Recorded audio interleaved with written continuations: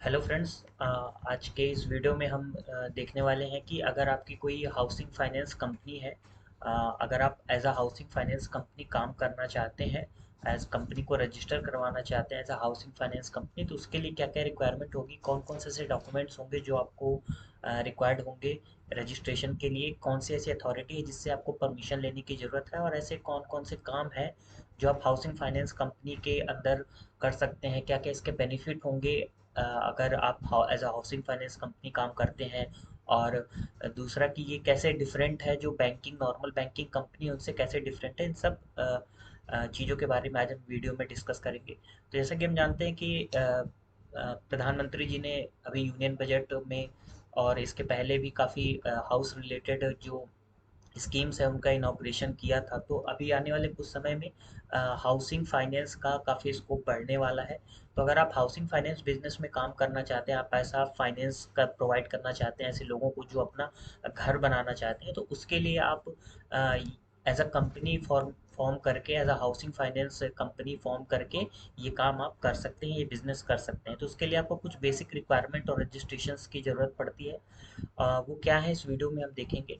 तो सबसे पहले तो हम जानते हैं कि बेसिक रिक्वायरमेंट क्या होती हैं। बेसिक जो फाइनेंशियल रिक्वायरमेंट है वो क्या है। अगर आपको हाउसिंग फाइनेंस कंपनी स्टार्ट करनी, तो आपको सबसे पहले तो नेशनल हाउसिंग बैंक जो होते हैं, जो स्पेसिफिकली इस तरह की कंपनी को रजिस्ट्रेशन देने के और दूसरी रेगुलेशन के काम करते हैं, नेशनल हाउसिंग बैंक, उसके अंदर आपको एक रजिस्ट्रेशन सर्टिफिकेट लेना पड़ता है। और रजिस्ट्रेशन सर्टिफिकेट लेने के लिए आपकी कुछ प्री रिक्वायरमेंट्स हैं, जो ये सब कंडीशंस अगर आप फुलफिल करते हैं तभी नेशनल हाउसिंग बैंक आपको ये सर्टिफिकेट प्रोवाइड करेगा। तो सबसे पहले तो रिक्वायरमेंट है आपके नेट ऑन फंड की। तो जैसा कि प्रिस्क्राइब्ड है, नेशनल हाउसिंग बैंक की जो भी अथॉरिटी है वो प्रिस्क्राइब करती है कि आपको at least net own fund 10 crore रुपए का चाहिए।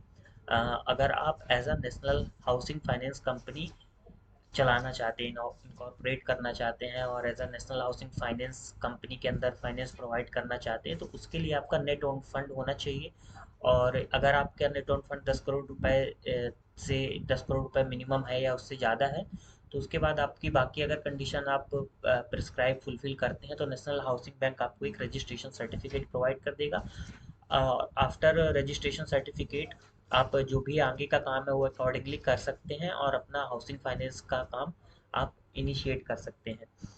उसके बाद और दूसरी कंडीशंस और दूसरी चीज़ें हैं कि क्या क्या आपका रजिस्ट्रेशन के लिए रिक्वायर्ड है, कौन कौन सी ऐसी लिमिट्स हैं जिसको आपको ध्यान में रखना है। ये सब चीज़ें आज हम डिस्कस करने वाले हैं। तो सबसे पहले तो बेसिक कंडीशन यही है कि आपको सर्टिफिकेशन रिक्वायर्ड होगा नेशनल हाउसिंग बैंक से, जो कि आपको एक्सेप्ट होगा डिपॉजिट एक्सेप्ट करने में या फिर आपको दूसरी फाइनेंस प्रोवाइड करने में। ये सर्टिफिकेट का रिक्वायरमेंट होता है। अगर आप डिपॉजिट एक्सेप्ट कर रहे हैं तो उसके लिए कुछ लिमिट्स बताई गई हैं।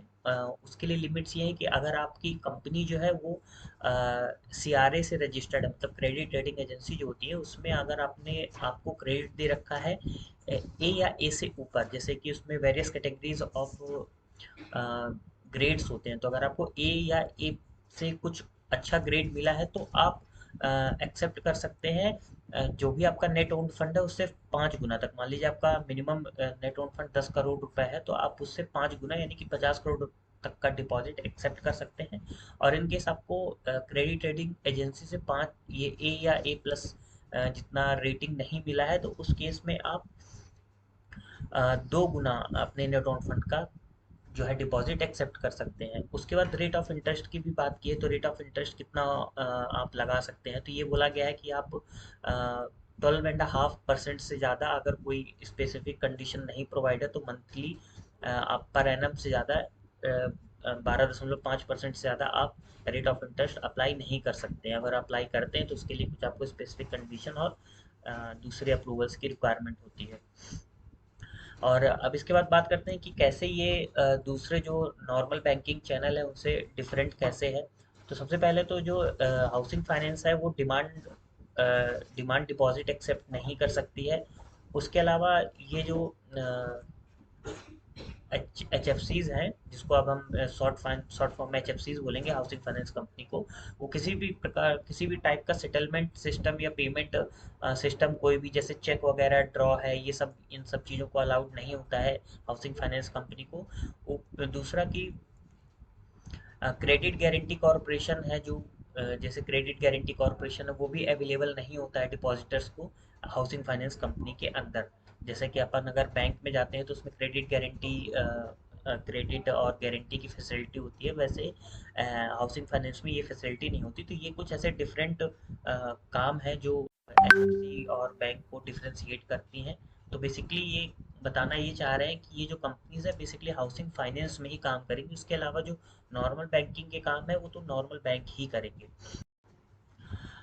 उसके बाद कुछ और रिक्वायरमेंट्स के बारे में डिटेल में अपन बात करते हैं। जैसे कि मैंने बताया आपको कि आपका प्रिंसिपल ऑब्जेक्ट जो है वो उसमें होना चाहिए कि आपका प्रिंसिपल ऑब्जेक्ट जो है वो हाउसिंग फाइनेंस को प्रोवाइड करना होना चाहिए। आप हाउसिंग को फाइनेंस करने का काम करेंगे, ये आपके मेन ऑब्जेक्ट में, प्रिंसिपल ऑब्जेक्ट में होना चाहिए। अगेन नेट ऑन फंड आपकी 10 करोड़ या उससे ज़्यादा होनी चाहिए, तभी आपको रजिस्ट्रेशन सर्टिफिकेट मिलेगा। और दूसरा ऐसा, जो भी हाउसिंग फाइनेंस कंपनी है उसकी फाइनेंशियल पोजीशन ऐसी होनी चाहिए कि जो प्रेजेंट और फ्यूचर के डिपॉजिटर हैं वो उनको पूरी तरह से उनका क्लेम जो है फुलफिल करने में पोजीशन में हो। इसकी फाइनेंशियल कंडीशन ऐसी हो कि वो कभी भी अपने प्रेजेंट और फ्यूचर डिपॉजिटर को जो है पूरा पेमेंट कर सकती है।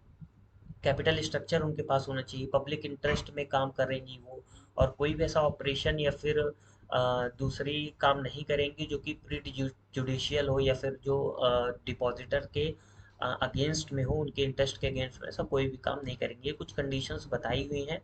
अगर ये सब कंडीशंस आप फुलफिल करते हैं तो आपको नेशनल हाउसिंग बैंक जो है सर्टिफिकेशन दे देता है।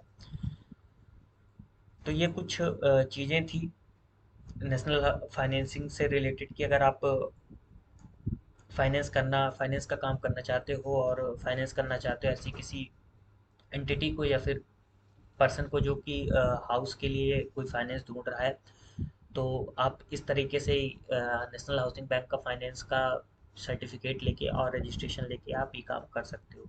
अगर आपको कोई ऐसी रिक्वायरमेंट है इससे रिलेटेड, या फिर आपकी कोई क्वेरी है जो कि आप हमसे डिस्कस करना चाहते हैं, पूछना चाहते हैं, तो हमारा नीचे जो नंबर दिया है आप उससे हमसे कांटेक्ट कर सकते हैं। हम आपको इसकी डिटेल प्रोसेस और पूरी तरह से गाइड करने का पूरा ट्राई करेंगे।